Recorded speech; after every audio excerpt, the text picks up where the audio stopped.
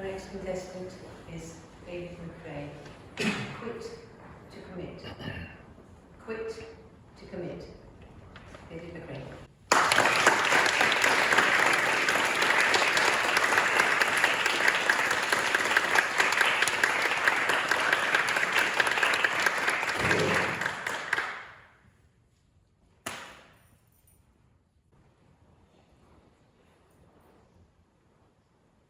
Never give up. Follow your dreams. Reach for the sky. You've heard all these motivational messages before, right? If you want to achieve something in life, you've got to commit and never quit.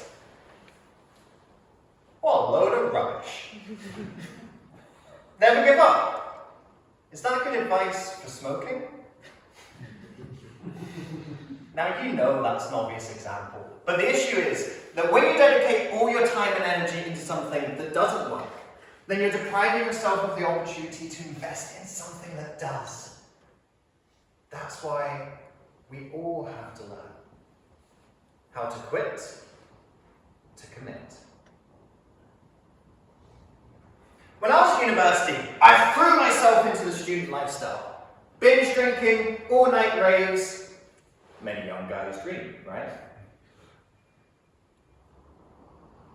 Until it became a nightmare. My skin was a mess. I had insomnia. I was experiencing constant bouts of depression. But worse than all that, I knew I was lying to myself, forcing myself into this persona of a party animal that wasn't the right fit. On New Year's Day 2015, I'm praying to the porcelain god. And I asked myself, is this who I want to be? I didn't, so I quit. Because I'd been using this party persona as a shield. And when I dropped it, I felt exposed. But it gave me the space to find out who I really am. I reconnected with a childhood passion for writing, discovered a new passion of Toastmasters with all you lovely people. And these have both been fantastic vehicles for learning to express who I really am. Are you being true to you? If not, what can you quit to commit to a more evolved version of yourself? It wasn't long after this that one of my best friends asked me to be his business partner. And after giving up the partying, I figured, well, what a perfect fresh start. But then I noticed him taking credit for things we worked on together. He was late to almost every meeting we had. He would lie to people to get what he wanted. And I stood up for him, made excuses for him. Because that's what friends do, isn't it?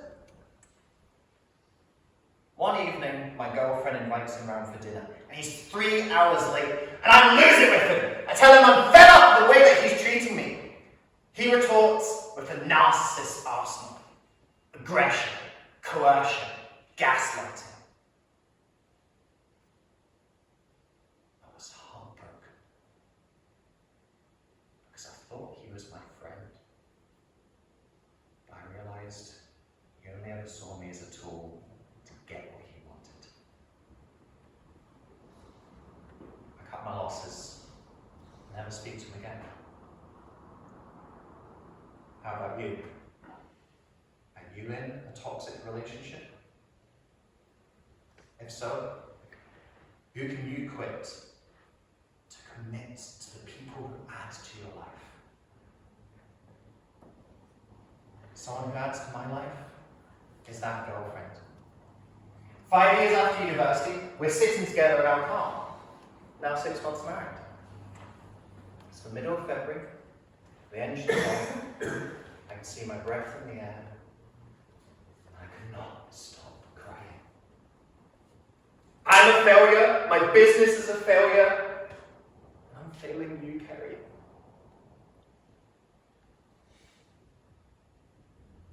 I'm working long hours trying to prop up a failing business. We're barely seeing each other, and when we do, I'm snapping at her. I'm going to pick her up from an appointment as I'm sitting there in the car. I'm panicking about all the work that's not getting done. As we pull into our home, I completely break down. Because now I realize I'm the toxic one in this relationship. My wife places her hand on mine. It's okay, baby. Let's go inside and make a plan to get out of this. As we talk, I realize I've got to pull the plug on my business. It's difficult to quit something I'm passionate about, but it's more important to commit to the person I love. We plan a timeline for what's going to come next, and as I sit there at our dining table, I feel like the first few months of the year have been tough. I'm hopeful that the rest of 2020 will be better.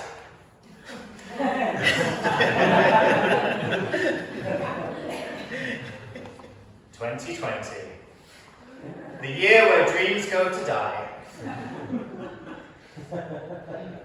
But strangely, COVID lockdown helped us work through our issues, because we're now spending loads of time together, and we can work on our relationship. When the world goes virtual, it gives us the opportunity to both work from home, get a better work-life balance that we still maintain to this day. Are you losing sight of what's important in life? If so, where can you quit to commit to the things that truly matter? Because quitting has helped me escape some unhealthy situations in life. But the value of quitting is what you get to upgrade to. I wake up every morning refreshed. I get to spend the day working at home with my wife. And in the evening, we snuggle together with our cat. And that's something I want to commit to. How can your life improve? When you're ready to, let's hear you. I'm sorry, God can't hear you when you quit to commit.